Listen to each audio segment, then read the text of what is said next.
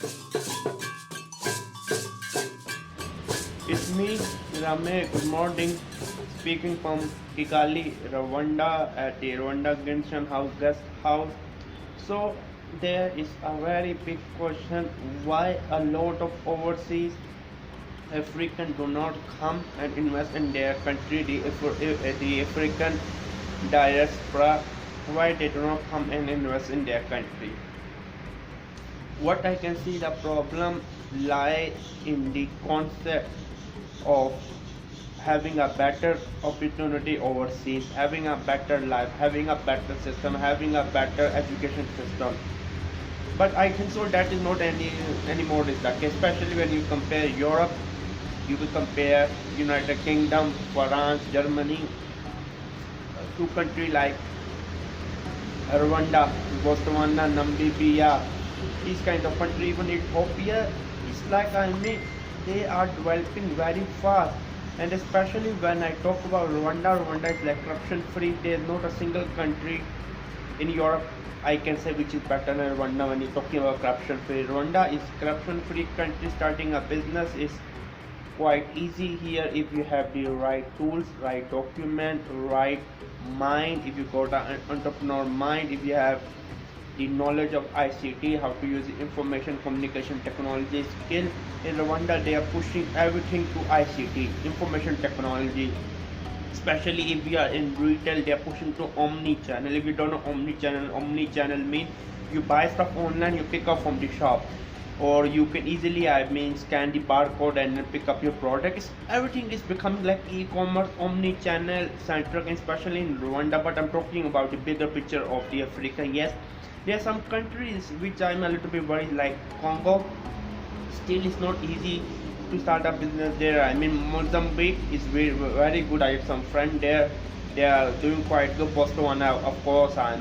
Madagascar, I will be planning my trip there. I also heard there are a lot of opportunity, but I cannot give you my concrete answer. I can give you my honest answer on Ethiopia, Kenya, Botswana, Namibia, Zimbabwe, Zambia. So I can give it, especially in Zimbabwe, the mining industry is booming. Especially if you have right mind, if you have a little bit good chunk of money, you can just start mining.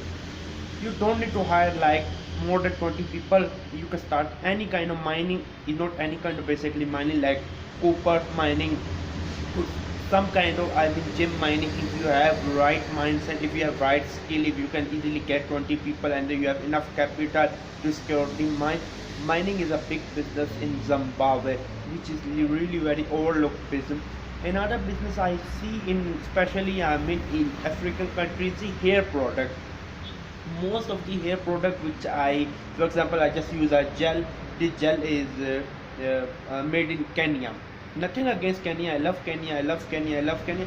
But it's made in Kenya. I like it. But I think so there's much better market if in Rwanda they can made in Rwanda gel. Made in Kenya gel is good for made in Kenya. I understand the cross border trade, but I think so that there's two way you can go in Africa. One is made in Africa title. Just forget about the countries like Africa, Rwanda, Kenya. Just forget, totally forget. Made in Africa label. Awesome, I'm going to buy.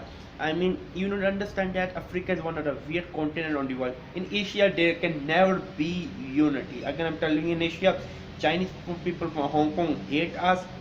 Malaysian people don't like Philippine people. Okay, I'm not going to get into detail. There can never be unity. But when you talk about Africa, especially, there can be unity. Excluding Egypt. I don't know. You need to understand that I'm talking about the black people here. Okay, don't get me wrong. Algeria, Egypt, they are my brothers. I'm Muslim.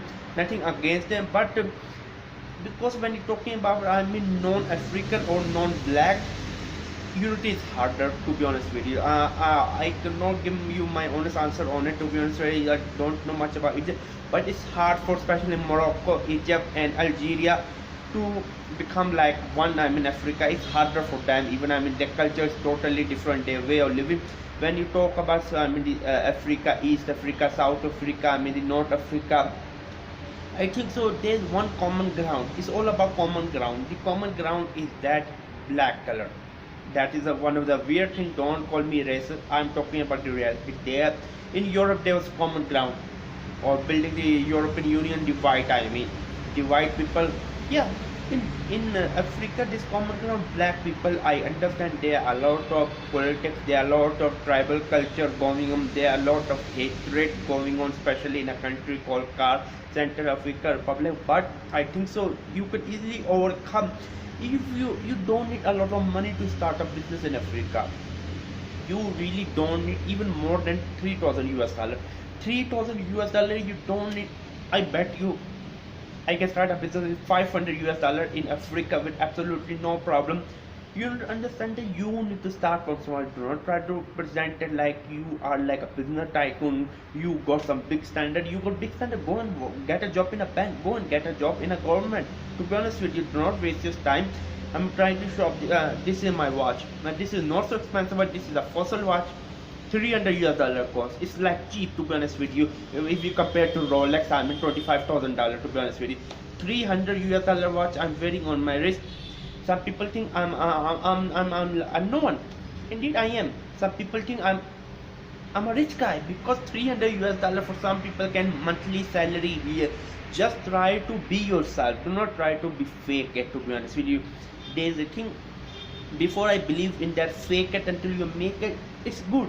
But do not try to deceive your consumers. Do not try to deceive the government. Do not try to deceive because I mean, if I bring 100 handbag, I can say I can bring like a container of 1,000 handbag, but I know I don't have the money in my back pocket to bring a container by sea. Only I can bring 100 handbag.